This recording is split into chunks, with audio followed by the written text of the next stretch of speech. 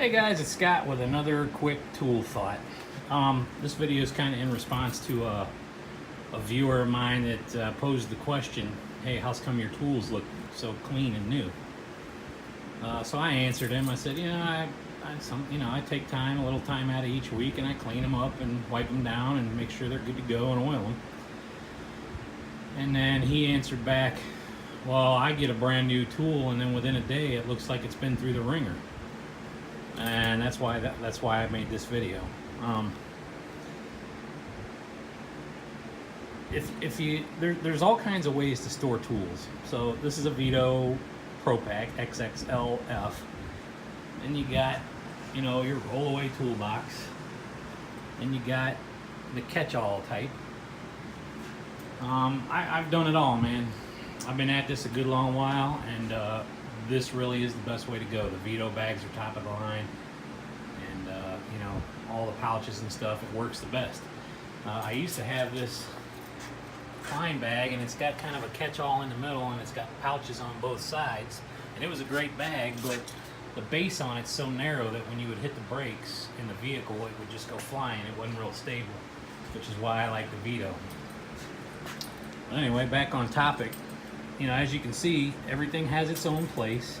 Everything's in its place. It's easy to keep track of tools, see if something's missing, find what you need. If they're in a kind of configuration like this. I've got, let's say he was talking about his linemen's. These are 3 years old. I do use them, not every day, but they've got some signs of wear on them. They're just not all beat to crap. When I'm using a tool, I use it and I set it down nicely or whatever. I've seen guys using tools and just chuck them down, chuck them down in dirt or on concrete or whatever. And that's your right to do. It's your tool, but when your tool's a pile of steaming crap and it doesn't work anymore, that's why. It doesn't really take a lot of effort to not beat up your tools. If they get wet, I clean them and I oil them, I wipe them down. I keep the crap off of them. I do work in $1 million homes, and I don't want to be picking up a tool in somebody's house and then touching a dirty tool and getting the stuff on my hands and then getting it on their new walls or their wallpaper or whatever. It's just personal pride and personal preference. I've got tools in here. Now these have been cleaned up, but this tool is from 1933. Still perfectly usable and functional because I cleaned it up and oiled it and take care of it.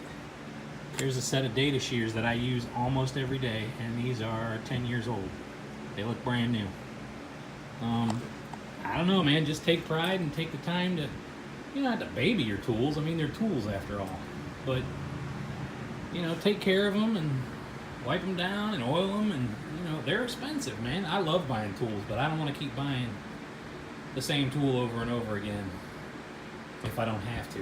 If a newer, later, and greater, with all the bells and whistles comes out, I'm all over that. But, you don't want to be chucking your tools into a catch-all like this.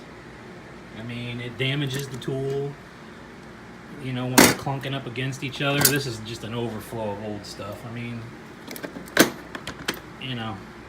Half the time you can't tell what's in there. You're going out and buying a tool that you think you lost, but it's in the bottom of the catch-all. There's a guy called Finn. I think his name is Finn. He has a channel called Finn's World.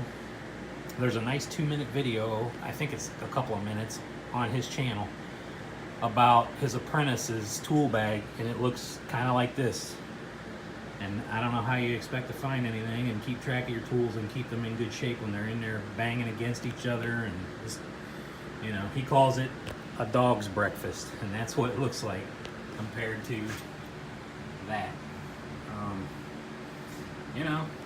That's it, man. I just, I don't beat on my tools. I take care of them. I take pride in them, and that's the answer to your question, bro.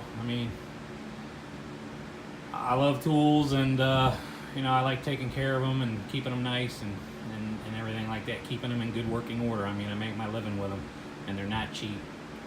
So anyway, I appreciate all my subscribers. Like, subscribe, comment, love me, hate me, let me know.